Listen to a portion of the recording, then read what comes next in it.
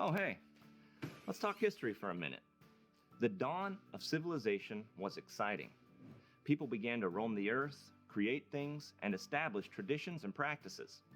However, the dawn of human civilization was also the dawn of human sickness and disease. The human body has always been susceptible to getting sick or falling victim to the environment and its elements.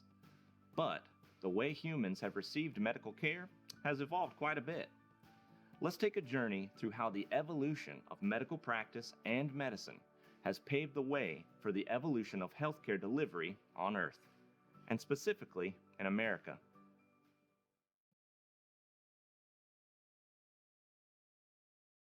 Prehistoric and ancient medicine both shared the belief that any type of sickness was caused by the supernatural. Bad deeds caused sickness.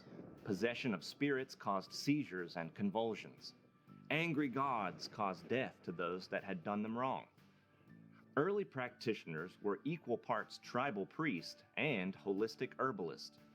Procedures were brutal, medicine was plant-based, and rates of mortality were inevitably pretty high. A few thousand years later, the ancient Egyptians had made a few advances in treatment and care. However, their most important impact on the evolution of healthcare practices was the addition of medical and patient documentation.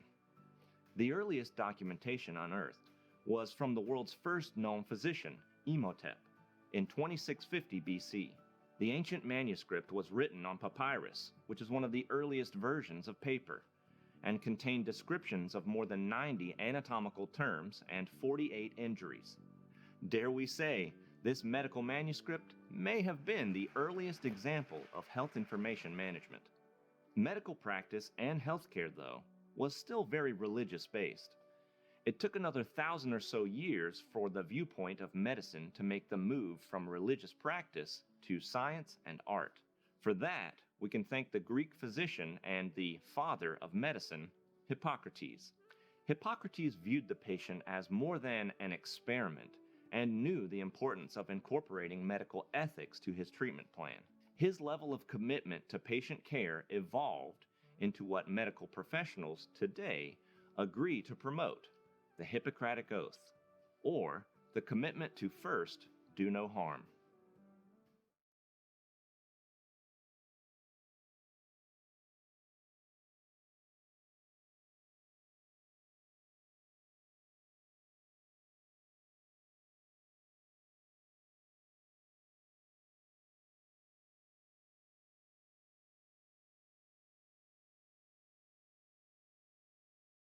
As you can see, we've come a long way since the first civilization of humans drilled into the skulls of patients to release evil spirits causing illness.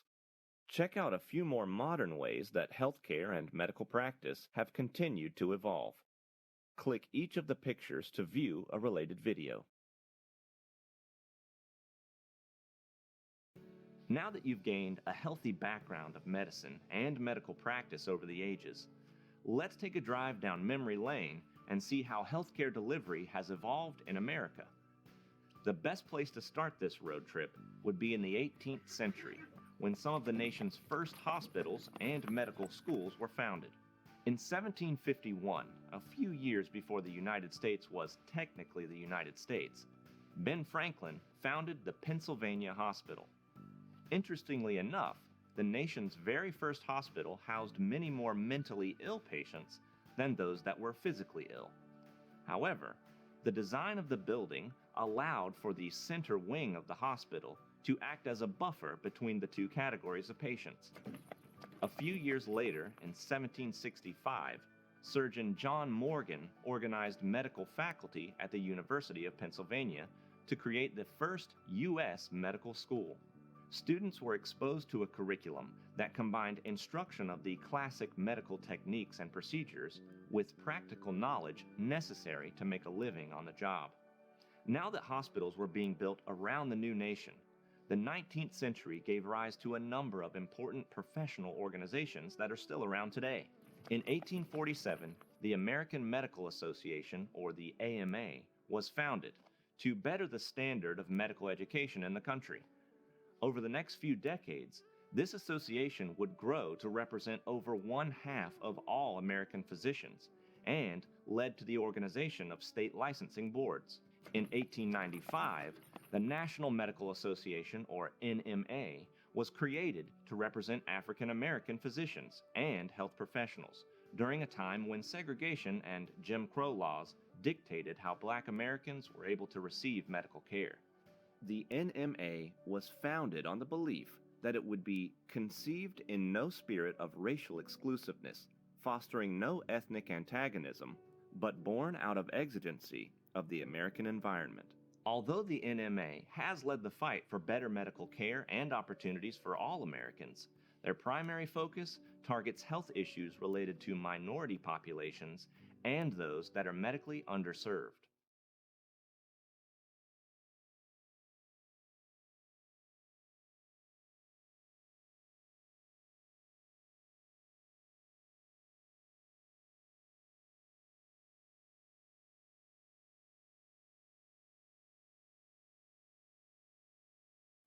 Hospitals have been built. Associations have been formed to represent physicians and healthcare facilities. And there has been a push to promote hospital accountability and improvement. All of this innovation and progress, and the nation was only 150 years old. But America wasn't done yet. The 20th century brought about some of the most important and impactful changes in healthcare delivery in our country. Let's take another road trip down memory lane to see what happened in the first half of the century. Remember the ancient Israelites that worked to prohibit contaminated water and tainted food? Well, in 1906, Congress passed the first Food and Drug Act that allowed the government to monitor the purity of our food and the safety of our medicines. Between 1913 and 1918, the American College of Surgeons, or ACS, was founded to improve the quality of care for surgical patients. Surgeons began to monitor whether treatment was effective and determine needed changes moving forward if treatment was not effective. They developed the minimum standard for hospitals to measure whether hospitals were meeting the standard requirements for safe and effective operation. Between 1926 and 1929, medical insurance plans were becoming available to employees. General Motors established a group insurance plan contract with Metropolitan Life Insurance to cover hospital and surgical benefits to its employees. Baylor University offered Blue Cross plans to their teachers, guaranteeing them up to 21 days of hospital care for the bargain price of $6 per year. And in 1939, Blue Shield was offered to Pacific Northwest Lumber and Mining Camp employees, where employers paid monthly fees to physicians to provide health care to their employees. World War II was over, and the nation was growing at an incredible rate. Americans were working, kids were at school, athletes were playing sports. The need for available medical treatment and care was becoming more important than ever. Let's see what happened in the 50s, 60s, and 70s during our nation's move toward improving healthcare delivery. In 1951, Joint Commission was created to provide voluntary accreditations.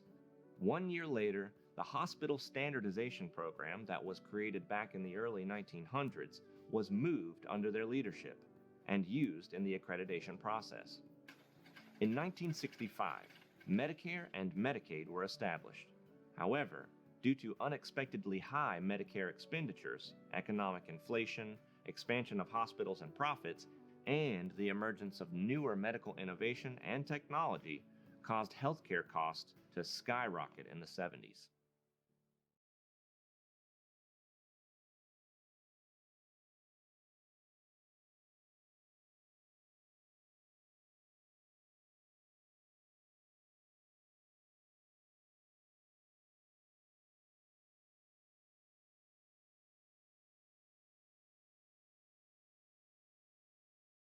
The 80s and 90s weren't just a time for pastel makeup, big hair, and denim fringe jackets. A lot of important things happened during the decades leading up to the new millennium. In 1984, the HCFA Common Procedure Coding System, or the HCPCS, was created. This included CPT Level 2 and Level 3 codes, and required providers to use what is now called the CMS 1500 form to submit Medicare claims. Just 1 year later, the Consolidated Omnibus Budget Reconciliation Act, or COBRA, of 1985 was created for former employees, retirees, spouses, domestic partners, and eligible dependent children to receive temporary insurance coverage at group rates. Also, 1985 led to the creation of the Emergency Medical Treatment and Labor Act, or EMTALA, that prevented hospitals from patient dumping. Hospitals now had to follow strict protocol for screening, treating, and appropriately transferring patients. In 1986, the Healthcare Quality Improvement Act established the National Practitioner Data Bank, or NPDB. This made information about practitioners' credentials, malpractice suits, and adverse action history available to prospective patients. Thanks to this act and the NPDB, we can Google our doctors and other healthcare providers and receive information about their practice and whether he or she has engaged in any unprofessional behavior. Although the International Classification of Disease, or the ICD, has been on the medical scene since the 1950s, it wasn't until 1988 that the ICD-9 CM diagnosis codes were officially mandated, thanks to the Medicare Catastrophic Coverage Act.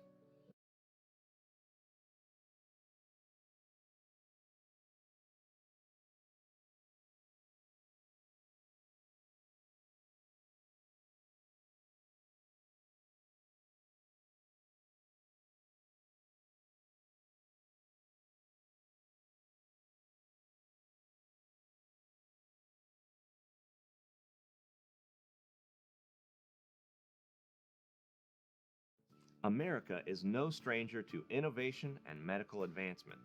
We've come a long way since that first hospital built in Pennsylvania.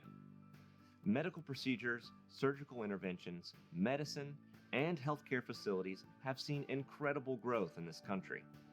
As our population continues to grow, the demand for healthcare will grow with it. This means the need for health information management will become more important and necessary for the success of healthcare in the United States. Congratulations! You've